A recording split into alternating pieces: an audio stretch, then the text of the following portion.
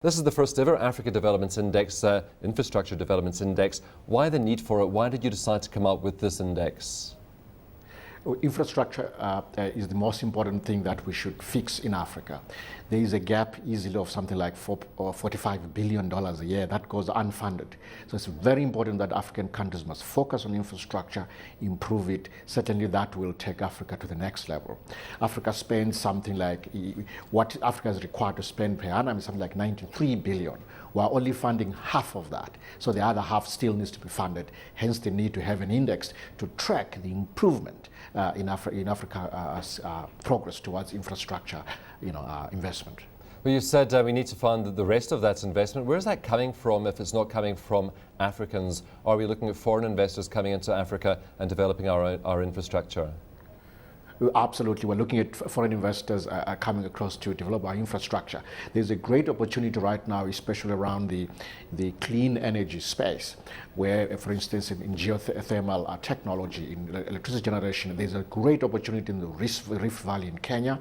And as a bank, as the African Development Bank, we've started investing in geothermal energy. That's a great opportunity. Certainly, only foreign capital can really put all of this together. It's a huge gap. It requires the world to focus and help Africa. I'm delighted that the G20 leaders see Africa as the place where infrastructure ought to be fixed, and hopefully they can help Africa mobilize the capital to fill this gap. Give us the correlation then between investments in infrastructure or development of infrastructure, economic growth and standard of living for Africans. Is there a strong correlation? Absolutely. There's a very strong correlation between the quality of infrastructure, investment in infrastructure, and the standard of living and economic growth. And it's a positive correlation.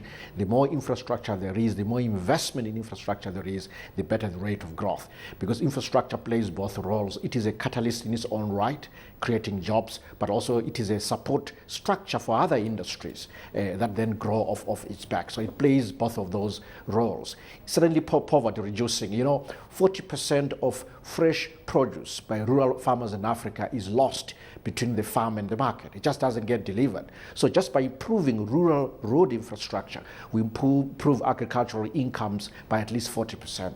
Clearly that's poverty reducing.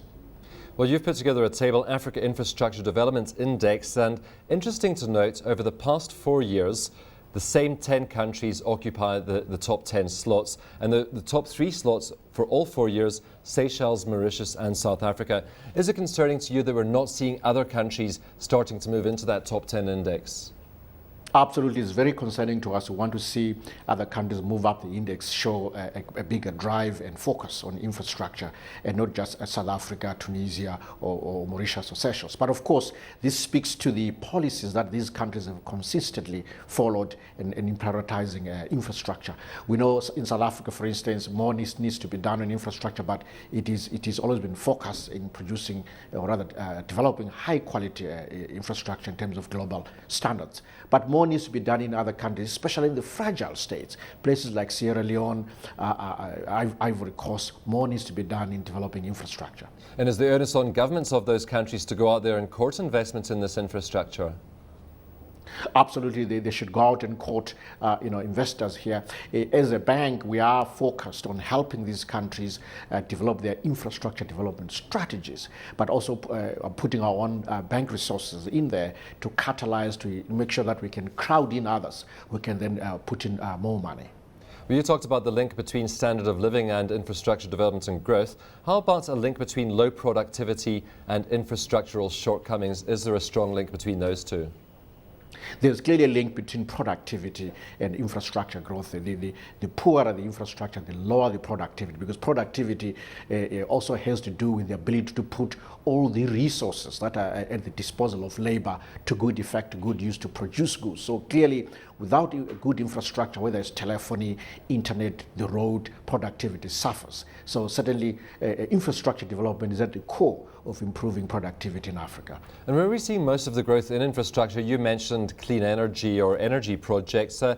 Where else is this investment coming? Are we looking at transport like roads, ports, rail? How about water as well, water infrastructure?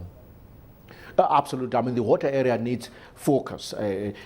Most of the agriculture in Africa is rain-fed. is 80% rain-fed. So there is a need to invest in irrigation just for the agricultural sector. In the cities, African cities are growing. There's a need to invest more in water facilities for consumers of water within the urban areas. There's really need to focus on water. But also, I mean, growth areas are in the ICT space, so where we need to just improve the quality of telephony services to our populations in Africa, but also cheapen the rates, lower the rates of access of these telephony services, because rates are still too high, and that has to do with competition, so allow more competitors to come in and lower the cost of telephony. Professor Ncube, how do you plan to take this report that you've put together, so the first of these reports, how do you plan to use this to actually take infrastructure development forward on the continent? Two ways. First of all, is just to continuously report on how countries are doing in infrastructure investment going forward, because it's important. And number two is to focus the eyes of the world on Africa as Africa tries to raise capital to develop its infrastructure. I certainly intend to galvanize support around the G20 leadership to make sure that infrastructure in Africa becomes a priority, as promised by President Sarkozy, who's chairing the G20 this year.